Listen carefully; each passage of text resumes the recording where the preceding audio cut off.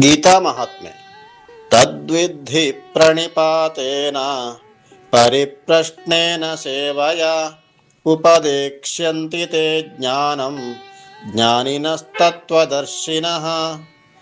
ಜ್ಞಾನವನ್ನು ದೀರ್ಘದಂಡ ನಮಸ್ಕಾರದಿಂದಲೂ ಪರಿಪ್ರಶ್ನೆಯಿಂದಲೂ ಗುರು ಶುಶ್ರೂಷೆಯಿಂದಲೂ ತಿಳಿದುಕೊಳ್ಳಬೇಕು.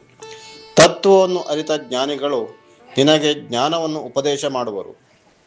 ದೀಪವನ್ನು ಉರಿಸಲು ದೀಪವೇ ಬೇಕಾದಂತೆ ಜ್ಞಾನವನ್ನು ಪಡೆಯಬೇಕಾದರೆ ಜ್ಞಾನಿಗಳ ಆಶ್ರಯವೇ ಬೇಕು.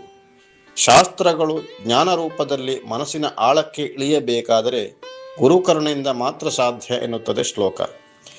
ಆಚಾರ್ಯವಾನ್ ಪುರುಷೋ ವೇದ ಎಂದು ಶ್ರುತಿಯಲ್ಲಿ ಹೇಳಿದಂತೆ ತತ್ವ ಜಿಜ್ಞಾಸೆ ಉಳ್ಳವನು ತನ್ನ ಸಂಶಯಗಳೆಲ್ಲ ತೀರಿ ಆತ್ಮಜ್ಞಾನ ಉಂಟಾಗುವವರೆಗೆ ಗುರುಗಳನ್ನು ಆಶ್ರಯಿಸಬೇಕು.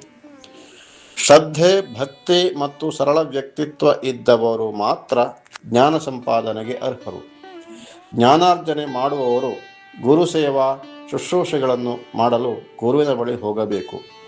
ಶ್ಲೋಕದಲ್ಲಿ ಹೇಳಿದಂತೆ ಪ್ರಣಿಪಾತೇನ ಅಂದರೆ ದೀರ್ಘದಂಡ ನಮಸ್ಕಾರ, ಸರ್ವಾಂಗ ನಮಸ್ಕಾರ, ವಚನ ನಮಸ್ಕಾರದ ಮೂಲಕ ಗುರುವಿನ ಅನುಗ್ರಹವನ್ನು ಸಂಪಾದಿಸಬೇಕು. ಭಗವದ್ಗೀತೆಯಲ್ಲಿ ಗುರು ಶಿಷ್ಯರ ಸಂಬಂಧಗಳು ಸಮಾಜಕ್ಕೆ ಆದರ್ಶವಾಗಿವೆ. ಅವತಾರ ಮೂರ್ತಿಯಾದ ಗುರುವಿನ ಕೆಳಗೆ ಕರ್ತವ್ಯ ಮೂರ್ತಿಯಾದ ಶಿಷ್ಯನಿರುತ್ತಾನೆ. ಪುರುಷೋತ್ತಮನಾದ ಪ್ರಭು ಶ್ರೀಕೃಷ್ಣನಾದರೆ ಧನುರ್ಧಾರಿಯಾದ ಅರ್ಜುನ ಶಿಷ್ಯನಾಗುತ್ತಾನೆ.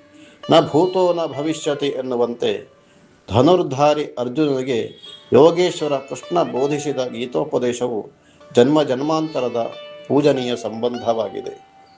ಗುರು ಶಿಷ್ಯರ ಸಂಬಂಧವು ಶ್ರೀಕೃಷ್ಣ ಅರ್ಜುನನಂತೆ ಇದ್ದು ಶಿಷ್ಯನು ಜಗತ್ತಿಗೆ ಮಾದರಿಯಾಗಬೇಕು. ಹರಿ ಓಂ.